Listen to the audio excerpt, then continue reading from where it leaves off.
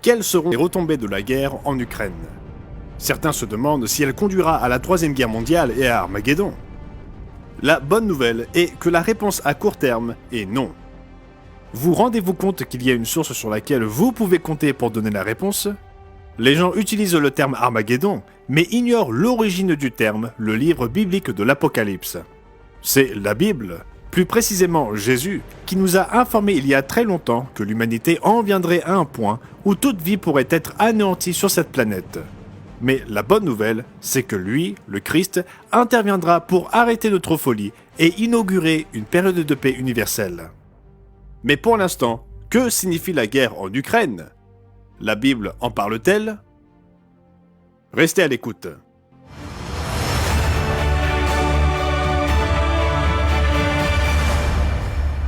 Nous vous souhaitons chaleureusement la bienvenue de la part de nous tous au Monde demain, où nous parlons de la prophétie biblique. Dans l'émission d'aujourd'hui, je vais expliquer à partir des pages de la Bible la signification de l'invasion de l'Ukraine par la Russie. Beaucoup d'entre nous ont grandi pendant la guerre froide et ont vécu assez longtemps pour voir la chute du mur de Berlin.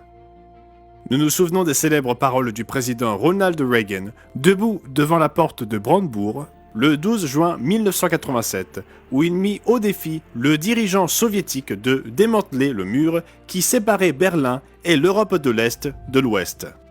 Behind me stands a wall that encircles the free sectors of this city, part of a vast system of barriers that divides the entire continent of Europe. Standing before the Brandenburg Gate, every man is a German, separated from his fellow men.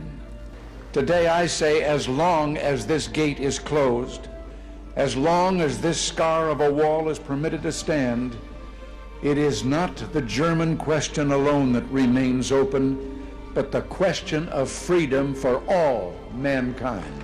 General Secretary Gorbachev, if you seek peace, if you seek prosperity for the Soviet Union and Eastern Europe, if you seek liberalization, come here to this gate. Mr. Gorbachev, open this gate. Mr. Gorbachev, tear down this wall. Et il l'a fait. Cet affreux mur de plus de 4 mètres de haut, qui encerclait Berlin-Ouest depuis 28 ans, commença à être démantelé et la porte de Brandebourg fut rouverte 2 ans plus tard. Alors que beaucoup d'hommes pensaient que la chute du mur de Berlin était impossible, beaucoup d'entre nous ici au Monde demain n'ont pas été choqués. Pourquoi? Voici ce qu'écrivait un journaliste de Hendersonville, dans le Tennessee, pour la Free Press le 7 décembre 1989. Comme beaucoup d'Américains, j'ai suivi le déroulement de la situation politique en Allemagne de l'Est avec intérêt. Alors que beaucoup de gens exprimèrent leur surprise quant aux récents événements et aux cris des Allemands de l'Est pour une réunification de l'Allemagne de l'Est et de l'Ouest, j'ai reconnu que je n'avais pas été aussi surpris que cela par ces événements. La raison pour laquelle je n'avais pas été particulièrement surpris était que, depuis plusieurs années, je lisais occasionnellement les publications de Herbert Armstrong, qui avait prédit que le mur de Berlin ne tiendrait que quelque temps et que les deux États allemands allaient, une fois encore, se réunifier en une nation puissante. Comment M. Armstrong et ceux d'entre nous ici au Monde de demain savaient-ils que cela se produirait? La réponse est simple, parce que nous comprenons la prophétie biblique. Bien sûr, il y a beaucoup de détails que nous ne connaissons pas, mais vous et moi, nous pouvons connaître les grandes lignes de ce à quoi nous devons nous attendre dans les temps à venir. Le Dieu qui inspira la Bible nous donne un aperçu remarquable de l'histoire. Il l'a raconté à l'avance. Et il présente ce défi à l'humanité. Souvenez-vous de ce qui s'est passé dès les temps anciens, car je suis Dieu, et il n'y en a point d'autre, je suis Dieu, et nul n'est semblable à moi. J'annonce dès le commencement ce qui doit arriver, et longtemps d'avance ce qui n'est pas encore accompli. Je dis, mes arrêts subsisteront, et j'exécuterai toute ma volonté. La prophétie biblique avait longtemps prédit la chute de Babylone, l'arrivée de l'empire des Mèdes et des Perses, les conquêtes rapides d'Alexandre le Grand, la montée du puissant empire romain et bien d'autres événements encore. Ensemble, le livre de Daniel et de l'Apocalypse vous donne un aperçu historique précis que vous n'avez sans doute pas reçu à l'école. Dans Daniel 2, nous lisons qu'un songe inhabituel fut fait par le roi Nebuchadnezzar. Cela le troubla beaucoup jusqu'à ce que Daniel reçoive de Dieu l'intelligence nécessaire pour l'interpréter. Ce célèbre songe est bien plus qu'une histoire d'école du dimanche pour les enfants. C'est un résumé de l'histoire donné à l'avance allant vers l'an 600 avant Jésus-Christ jusqu'au retour du Christ. Nebuchadnezzar vit une statue géante représentant un homme avec une tête d'or, des bras et une poitrine d'argent, un ventre et des cuisses de bronze, des jambes de fer et des pieds en partie de fer et en partie d'argile. 2 points importants sont soulignés dans le verset 28. Numéro 1, il y a un Dieu dans les cieux qui révèle les secrets. Et numéro 2, il fit connaître au roi Nebuchadnezzar ce qui arrivera dans la suite des temps. Voyons maintenant comment Daniel expliqua le songe à Nebuchadnezzar. Lisons l'explication dans Daniel 2 en commençant par le verset 37. « Ô roi, tu es le roi des rois, car le Dieu des cieux t'a donné l'empire, la puissance, la force et la gloire. Il a remis entre tes mains, en quelques lieux qu'ils habitent, les enfants des hommes, les bêtes des champs et les oiseaux du ciel, et il t'a fait dominer sur eux tous. C'est toi qui es la tête d'or. Après toi, il s'élèvera un autre royaume, moindre que le tien, puis un 3e royaume qui sera d'airain et qui dominera sur toute la terre. Il y aura un 4e royaume, fort comme du fer, de même que le fer brise et rompt tout, il brisera et rompra tout comme le fer qui met tout en pièces. » Nous voyons ici la succession de 4 grands empires humains, en commençant par l'empire babylonien ou chaldéen. On pourrait penser qu'il s'agit là d'une prédiction relativement simple, puisque les empires vont et viennent. Mais la Bible contient des détails spécifiques révélant la nature de ces empires, en particulier du 4e. Ce 4e royaume de fer était représenté par 2 jambes. Mais pourquoi les pieds et les orteils sont-ils composés d'un mélange de fer et d'argile? Nous verrons la réponse dans les versets 41 à 43. Et comme tu as vu les pieds et les orteils en partie d'argile de potier et en partie de fer, ce royaume sera divisé. Mais il y aura en lui quelque chose de la force du fer, parce que tu as vu le fer mêlé avec l'argile. Et comme les doigts de pied étaient en partie de fer et en partie d'argile, ce royaume sera en partie fort et en partie fragile. Tu as vu le fer mêlé avec l'argile, parce qu'ils se mêleront par des alliances humaines, mais ils ne seront point unis l'un à l'autre. De même que le fer ne s'allie point avec l'argile. Alors, qu'est-ce que cela a à voir avec le monde d'aujourd'hui? La réponse est tout. Les pieds et les 10 orteils révèlent le futur proche qui nous attend, comme nous allons le voir à partir du verset 44. Dans le temps de ces rois, le Dieu des cieux suscitera un royaume qui ne sera jamais détruit, et qui ne passera point sous la domination d'un autre peuple.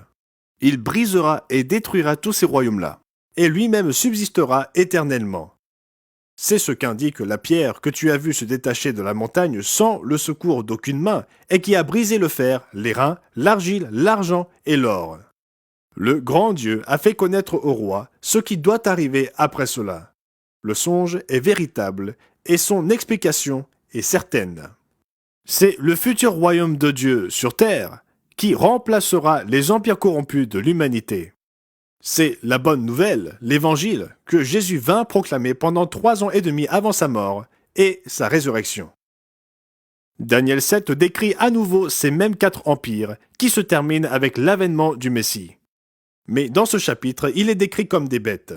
Ce qu'elles symbolisent est partiellement expliqué à partir du chapitre 7 et des versets 17 à 18. Ces 4 grands animaux, ce sont 4 rois qui s'élèveront de la terre.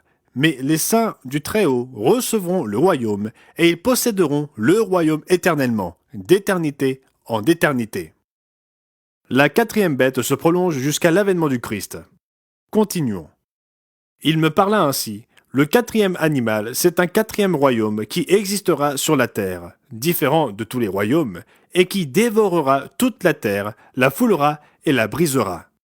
Puis, le règne, la domination et la grandeur de tous les royaumes qui sont sous les cieux seront donnés au peuple des saints du Très-Haut. Son règne est un règne éternel, et tous les dominateurs le serviront et lui obéiront.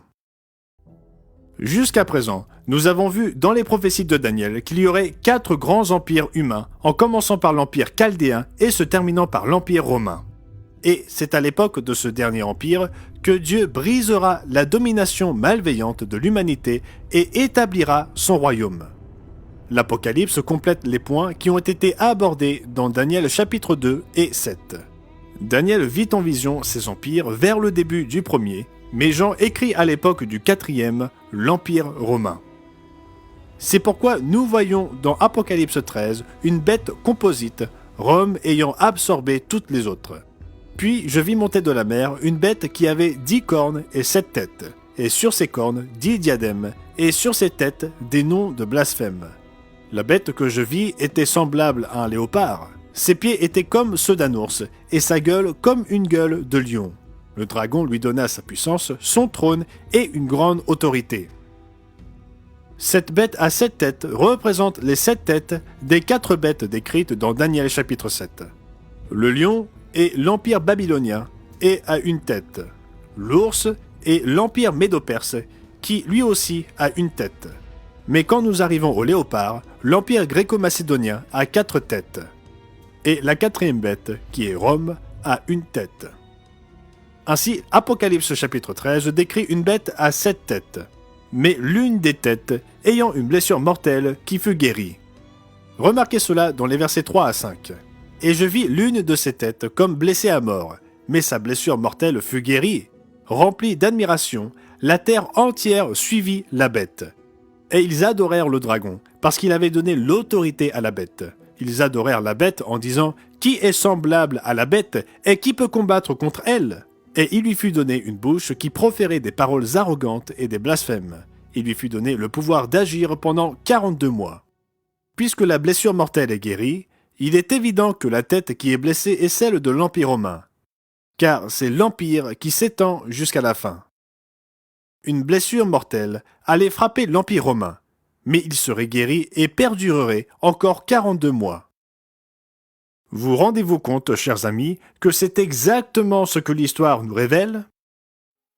La Bible utilise parfois ce que l'on appelle le principe d'un jour pour une année. Dans ce cas, 42 mois peuvent faire référence soit à des mois littéralement parlant, soit à des mois prophétiques utilisant le principe d'un jour pour une année. Notez ce qui est écrit dans Ézéchiel chapitre 4 et au verset 6. « Quand tu auras achevé ces jours, couche-toi sur le côté droit, et tu porteras l'iniquité de la maison de Juda pendant 40 jours. Je t'impose un jour pour chaque année. » Ce principe se trouve également dans Nombre chapitre 14 au verset 34. Les mois prophétiques sont constitués de 30 jours, comme le montrent des comparaisons des passages dans les Écritures. Par conséquent, 42 mois prophétiques équivalent à 1260 jours ou années, selon le contexte et selon ce que nous voyons se produire. Les historiens s'accordent généralement à dire que l'an 476 marque la chute de l'Empire romain d'Occident. Nous ne voyons pas la blessure mortelle guérie 42 mois plus tard, mais nous voyons l'Empire restauré sous Justinien en l'an 554. Il y eut 4 autres règnes sous la bannière de Rome, le 4e étant celui de Napoléon, qui prit fin en 1814, justement 1260 années après la restauration de Justinien. Comme nous l'avons vu aujourd'hui, la prophétie sur la bête commence dans le livre de Daniel. Le chapitre 2 donne un aperçu des 4 empires humains qui s'étendent de l'époque de Nebuchadnezzar jusqu'à la fin de notre ère, lorsque le Christ reviendra et établira un gouvernement mondial sur terre. Le chapitre 7 décrit ces 4 grands empires comme des bêtes, donnant ainsi des détails supplémentaires. Puis nous arrivons à Apocalypse chapitre 13, où il est question du 4e empire, Rome, et de la façon dont il recevra une blessure mortelle, mais reviendra à la vie pour une période de 1260 ans. L'apôtre Jean reçut davantage de détails sur cette bête dans Apocalypse chapitre 17. Mais cette fois-ci, la prophétie ne fait référence qu'à cette bête romaine et uniquement pendant la période où elle est chevauchée par une femme. Il montre qu'il y aura 7 résurgences du système romain, en commençant par les 5 qui vont régner pendant 1260 ans. Il s'agit de la restauration impériale sous Justinien en l'an 554 de notre ère, l'empire carolingien instauré par Charlemagne en l'an 800, le Saint-Empire romain débutant avec Otto le Grand en l'an 962, et la dynastie des Habsbourg avec Charles Quint en l'an 1530, et puis l'empire napoléonien de 1804 à 1814. Après la chute de Napoléon, les gens pensèrent que l'Empire romain allait disparaître. Mais la Bible décrit 2 autres résurgences, la 7e étant anéantie à l'avènement du Christ. Apocalypse chapitre 17 commence par décrire une église personnifiée comme une femme immorale. Puis un des 7 anges qui tenait les 7 coupes vint, et il m'adressa la parole en disant « Viens, je te montrerai le jugement de la grande prostituée qui est assise sur les grandes eaux. C'est avec elle que les rois de la terre se sont livrés à la débauche. Et c'est du vin de sa débauche que les habitants de la terre se sont enivrés. » Il y a bien d'autres détails dans ce chapitre et ailleurs qui nous communiquent des informations spécifiques concernant cette femme, dont le verset 5 montre qu'il s'agit d'une église mère avec des filles prostituées. Mais notre émission se porte aujourd'hui sur la bête et sur la façon dont l'invasion de l'Ukraine par la Russie s'inscrit dans ces prophéties. Le monde sera choqué de voir ce système romain final apparaître soudainement. Continuons au verset 8. Et les habitants de la terre, dont les noms ne sont pas écrits dans le livre de vie dès la création du monde, s'étonneront en voyant la bête, car elle était et elle n'est plus, bien qu'elle soit. C'est-à-dire, elle n'est pas reconnue pour ce qu'elle est. C'est ici l'intelligence qui possède de la sagesse. Les 7 têtes sont 7 montagnes sur lesquelles la femme est assise. Ce sont aussi 7 rois, 5 sont tombés, cela s'est passé sur les 1260 années, l'un vit, en se référant à l'alliance de Mussolini et Hitler, et l'autre n'est point encore venu, et quand il sera venu, il ne doit durer que peu. Pourquoi la bête est-elle décrite dans un langage aussi énigmatique ? Beaucoup ne savent pas que le projet de Mussolini était de restaurer l'Empire romain une fois de plus, et qu'il y eut un accord avec le pape. C'est ainsi que la femme chevaucha une fois de plus la bête. Puis nous arrivons à la 7e et dernière résurgence de la bête qui refuse de disparaître. Rappelez-vous que dans le songe de Nebuchadnezzar, il vit une statue avec 2 jambes de fer dont les pieds et les 10 orteils étaient un mélange de fer et d'argile. Ils seront présents au retour du Christ.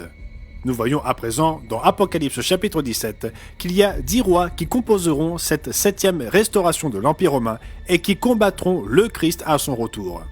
Les 10 cornes que tu as vues sont 10 rois, qui n'ont pas encore reçu de royaume, mais qui reçoivent autorité comme rois pendant 1 heure avec la bête. Ils ont un même dessein, et ils donnent leur puissance et leur autorité à la bête. Ils combattront contre l'agneau, et l'agneau les vaincra, parce qu'il est le Seigneur des seigneurs et le roi des rois, et les appelés, les élus et les fidèles qui sont avec lui les vaincront aussi. Vous pourriez très bien être en vie lorsque cette prophétie s'accomplira. Alors, comment la Russie et l'Ukraine s'intègrent-elles dans tout cela ? Nous voyons qu'il y a encore à venir une résurgence de l'Empire romain. 10 nations ou groupes de nations, décrits comme des rois, formeront une puissante force économique et militaire qui rivalisera avec les États-Unis et les surpassera. Les Européens n'avaient aucun intérêt à construire un empire militaire puissant. Plusieurs présidents des États-Unis ont fait pression sur les Européens, plus particulièrement sur l'Allemagne, pour qu'ils fassent leur part pour défendre l'Europe. Mais en vain. Toutefois, 2 événements récents ont transformé leur façon de penser presque du jour au lendemain. Le premier fut l'Afghanistan, comme le montre cette déclaration du 21 mars de Deutsche Welle. Le plan de refonte de la stratégie de sécurité de l'Union européenne est intervenu à la suite du retrait chaotique des forces américaines et de l'OTAN d'Afghanistan après la chute de Kaboul aux mains des talibans le 14 août de l'année dernière. Puis vint l'invasion russe de l'Ukraine. Cet événement secoua profondément les Européens. Le Times of Israel nous livre ce titre du 29 mars 2022. Comment l'Allemagne, ébranlée par l'invasion de l'Ukraine par la Russie, envisage de rebâtir son armée. Il poursuit en disant « La plus grande économie d'Europe se lance dans une frénésie de dépenses pour moderniser son armée affaiblie. Elle envisage d'acheter des drones armés et le système de défense antimissile Arrow 3 à Israël. » 3 jours après le début de l'attaque, le chancelier Olaf Scholz a promis dans un discours historique un budget spécial de 100 milliards d'euros pour l'armée, ainsi que des dépenses annuelles de plus de 2% du PIB pour la défense. Depuis lors, l'industrie de l'armement est en effervescence à propos de la frénésie de dépenses qui se profile. Les médias sont également en ébullition au sujet de l'élargissement de l'armée allemande. Voici une citation de Defense News. Berlin consacre actuellement plus de 50 milliards de dollars, soit environ 1,5% du PIB, à la défense chaque année. Les futures dépenses allemandes en matière de défense, a déclaré M. Scholz, seraient supérieures à 2%. Le chancelier a également mentionné un certain nombre de programmes d'acquisition importants. Par exemple, un nouvel avion capable de transporter des armes atomiques dans le cadre de la politique de partage nucléaire de l'OTAN est sur la table. M. Scholz a cité le F-35 comme candidat pour remplacer les jets Tornado vieillissants de l'armée aérienne. Le Times of Israel publie ce rapport. Les achats prévus s'inscrivent dans le cadre de la réorientation de la stratégie de défense de l'Allemagne à la suite de l'invasion russe en Ukraine, qui a ébranlé le sentiment de sécurité de Berlin. Cette augmentation des dépenses marque un revirement majeur pour la première économie d'Europe, qui met fin à sa politique de discrétion militaire, due en partie par culpabilité vis-à-vis de la Seconde Guerre mondiale. Et ce n'est pas seulement l'Allemagne. D'autres pays européens augmentent aussi leurs dépenses militaires. L'Europe est composée de différentes nations qui ne s'entendent pas naturellement les unes avec les autres. Tout comme le fer et l'argile ne se mélangent pas. Mais lorsque dix rois ou dirigeants donneront leur pouvoir à la bête, ils auront la force du fer. Cette prophétie va s'accomplir. Ainsi, bien que l'invasion de l'Ukraine par la Russie ne soit pas directement mentionnée dans les Écritures, les effets de cette invasion préparent le terrain pour une 7e et dernière résurgence de la bête européenne. Merci d'avoir regardé. Si vous avez trouvé cette vidéo utile et que vous voulez en savoir plus, n'oubliez pas de commander votre exemplaire gratuit de notre brochure La bête de l'Apocalypse, mythe, métaphore ou réalité à venir en cliquant sur le lien dans la description. Cette ressource vous aidera à comprendre ce qui se passera en Europe et comment cela affectera votre vie, où que vous viviez. N'oubliez pas de vous abonner à notre chaîne afin de continuer à apprendre la vérité pure et simple tirée des pages de la Bible. À la prochaine fois.